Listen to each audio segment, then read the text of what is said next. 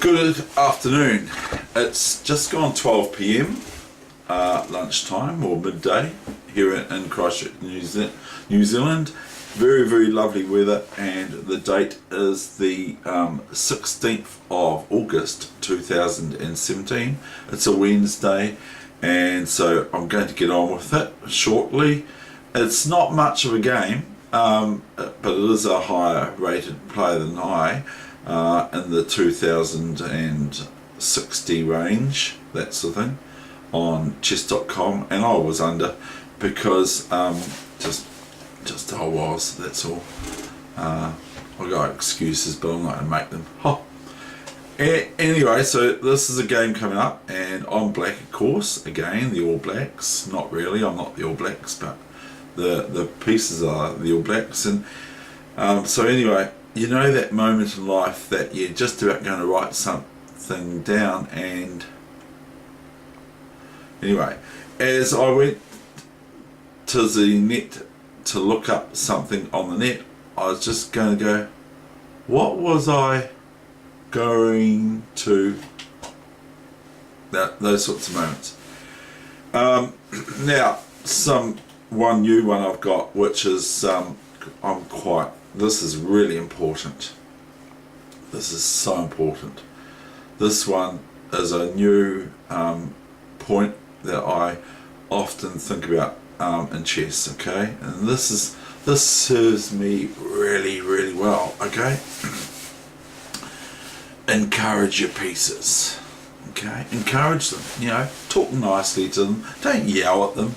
Make sure that you keep them warm and all those sorts of things. You don't just, so talk nicely to them, else they may go to the dark side. Look, they might go to the dark side. Yeah, you don't want that, because they might take up a dot. I can't even say the word, because it's so hard for me to say it, because your opponent might get to adopt your pieces. You might see the All Blacks on the white side.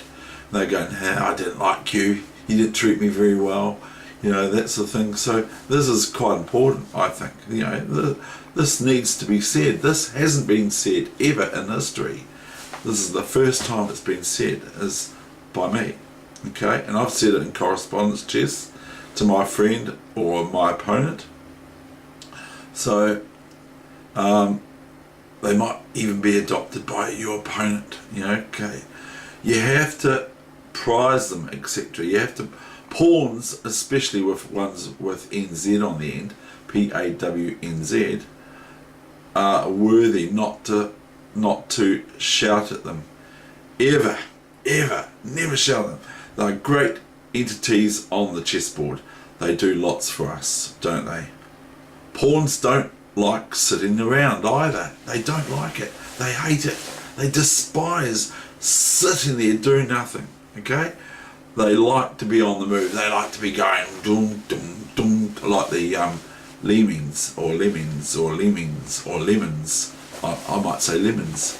Pawns don't like to be sitting around. They like to be on the go. They're sort of like oil. They like to be moving parts. They don't want to be just sitting somewhere in the background there, okay? So they like, and they even love it, to be on the move. They actually get bored and suffer through non-mobility. They actually suffer. They start to get calluses on their feet because they're just standing there doing nothing. And so if you see a group of pawns and they're just sort of like looking like they want to move, they do want to move, okay? So move them, they love it.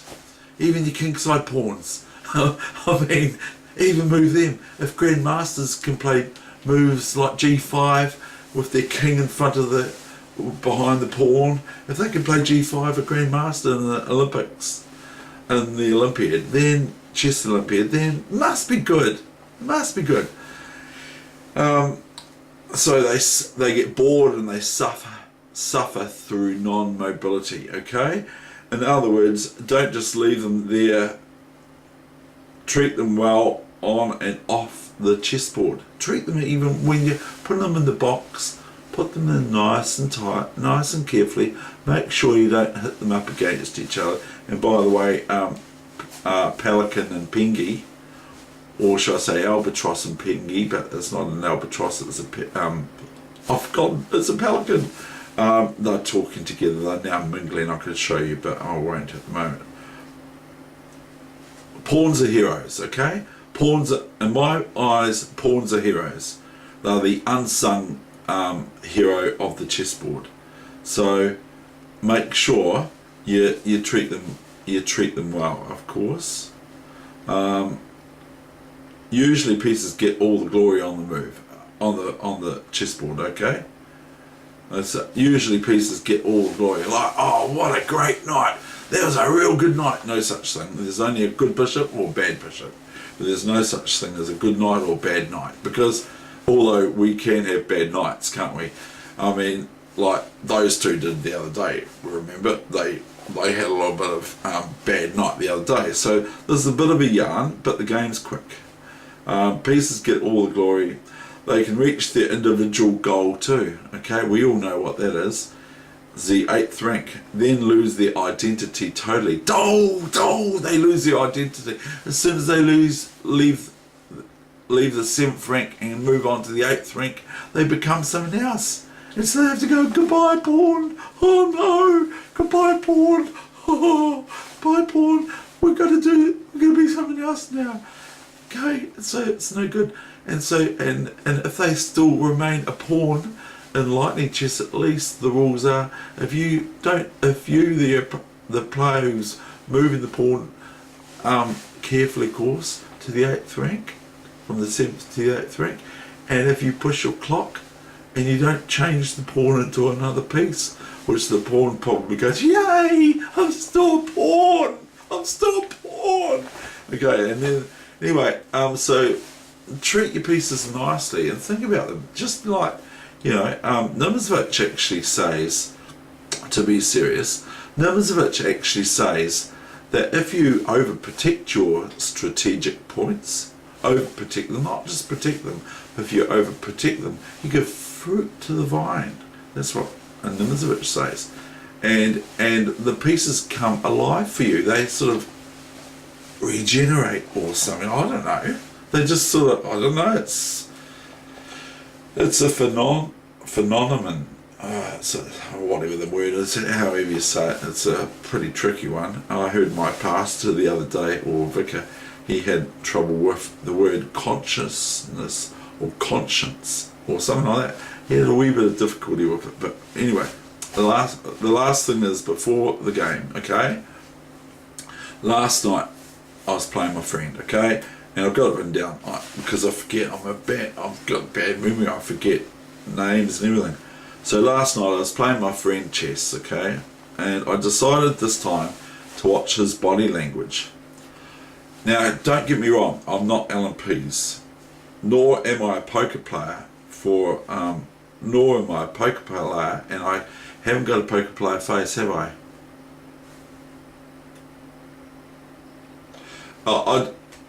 If I had that face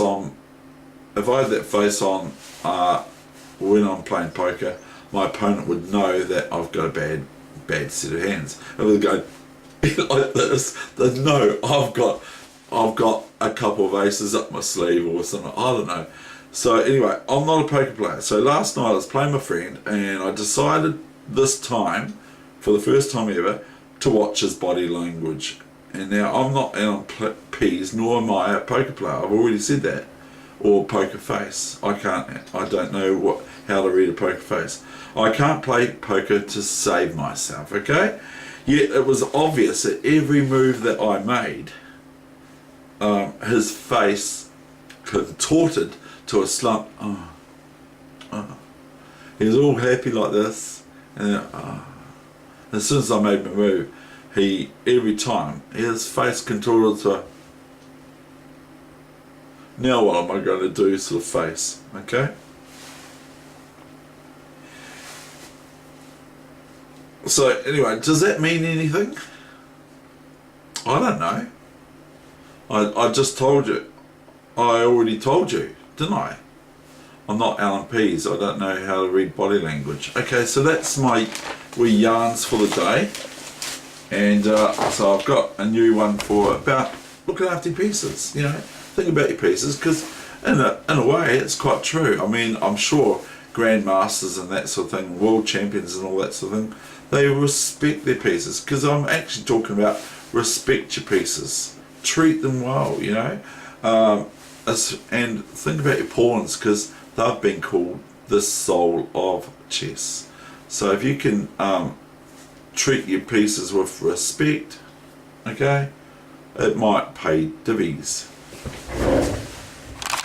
Here is a game, and it's not, now I just want to show you real quickly, first of all, here they are, look at that. Yeah, Dave, we're friends again. Yeah. Okay, and there's Kiwi Honeybee Bear, not Winnie the Pooh, from Pooh's Corner.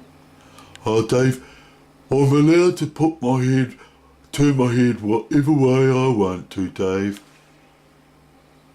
Yeah, Dave, he's allowed to do whatever he wants. I know you, Kez. So anyway, we'll get on with the game, okay? And that's what we're going to do right now. We're going to get on with the game. So it's the game only, and it's not a fascinating game, but it is alright. It's a struggle.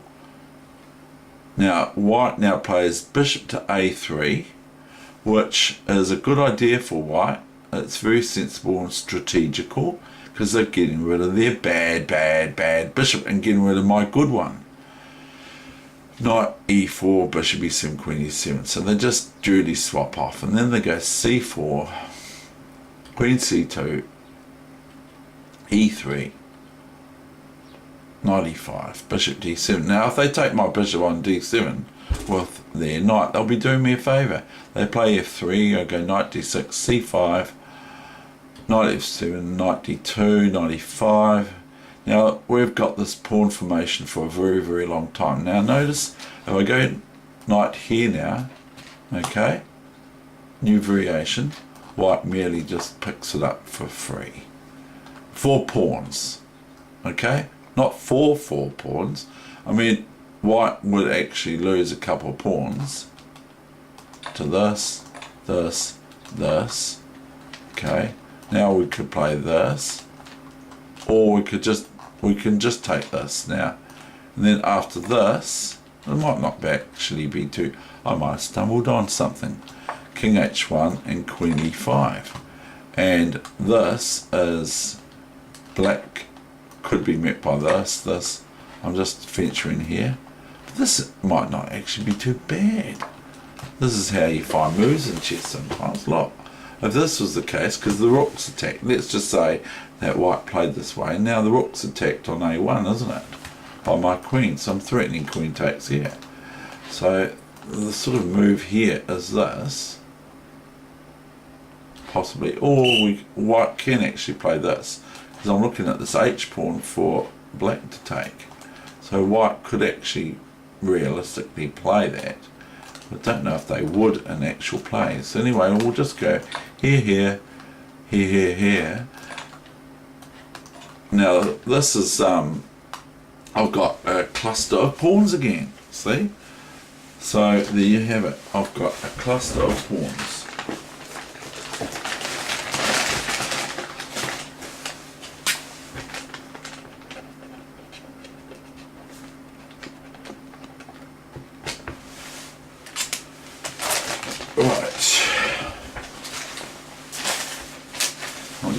Right. Come on, Dave, you hurry up! Hurry up, Dave, you're taking too long!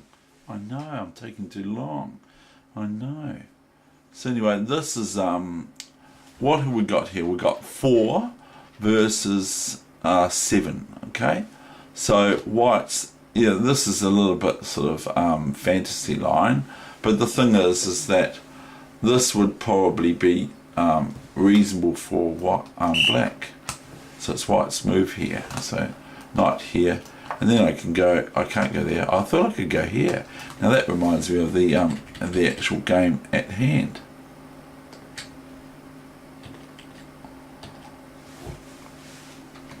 I went 98. B4. So I'm stuck behind my bishop. Look at my white square bishop. Look at white's white square bishop. Now it just reminds me again of what Kramnik says, world champion of some years ago, a few years ago now. He said that whose bishop's worse? I mean, obviously my bishop is worse. The white square bishop from mine is way worse than the white square bishop of white. But he's actually, I think he's actually saying that, well, you know, this bishop's not very good either, because it's if this pawn's here, which it could be soon, then white's bishop is actually biting on this granite or cement. It's still like concrete, isn't it? So it's not ideal for the bishop either, for the better bishop or the good bishop.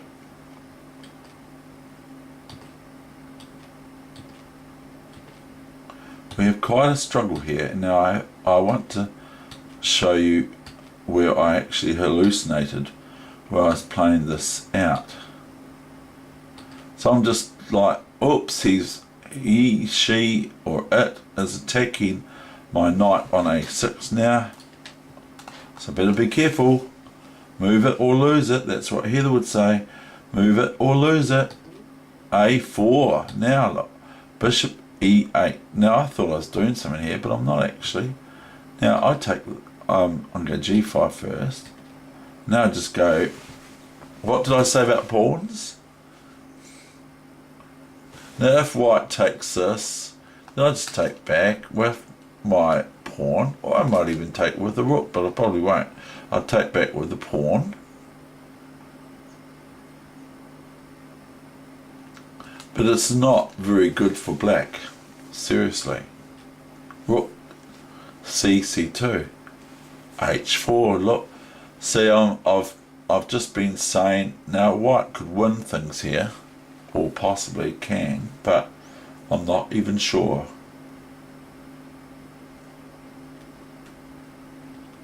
G4. Now I'm just flicking everything at white.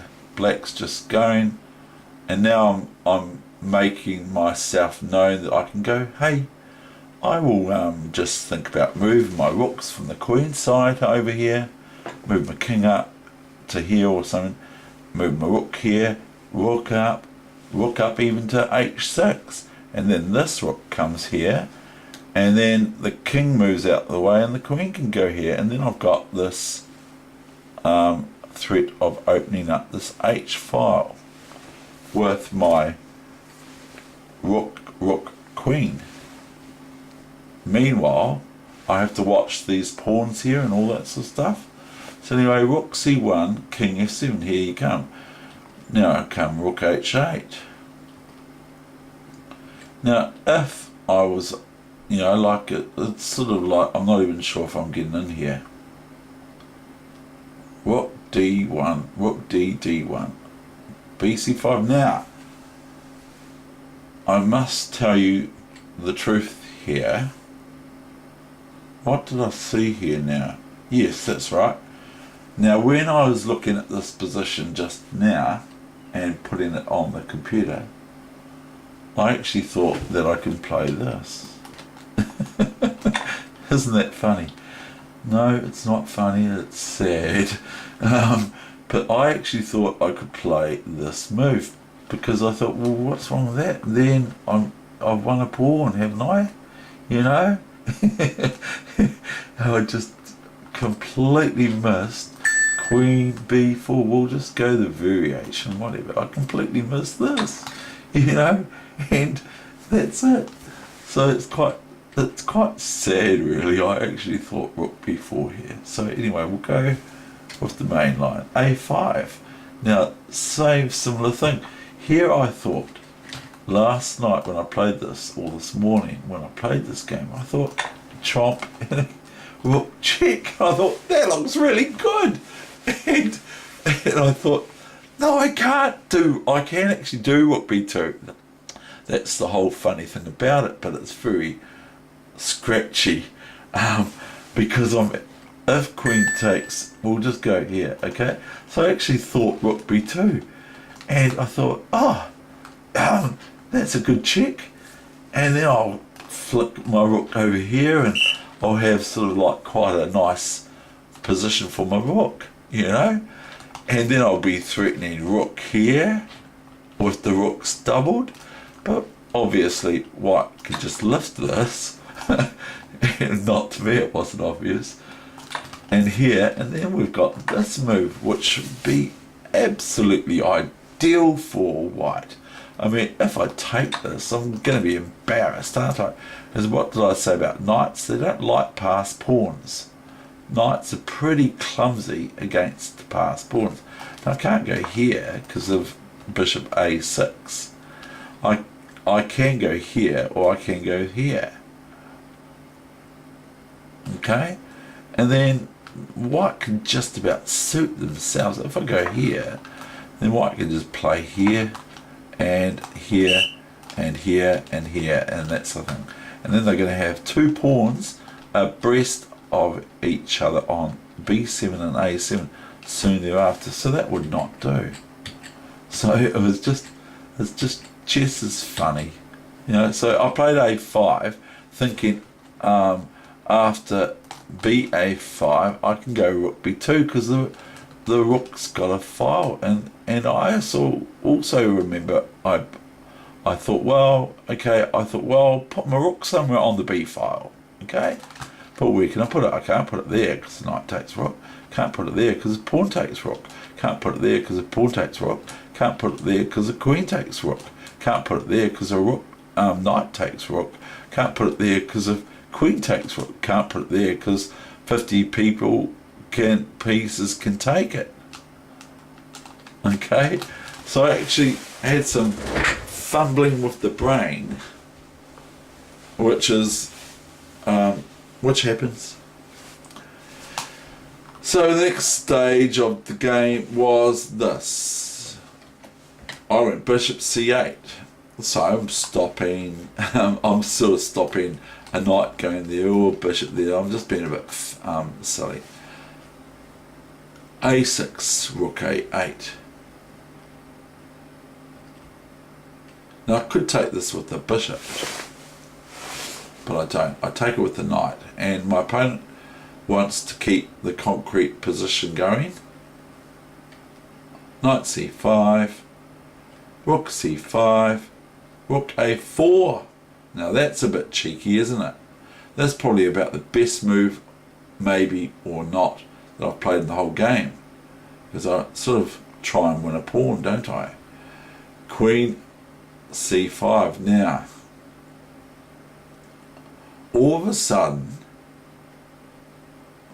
I've gone and got some fruit in my position, but it's, you know, it's still not great.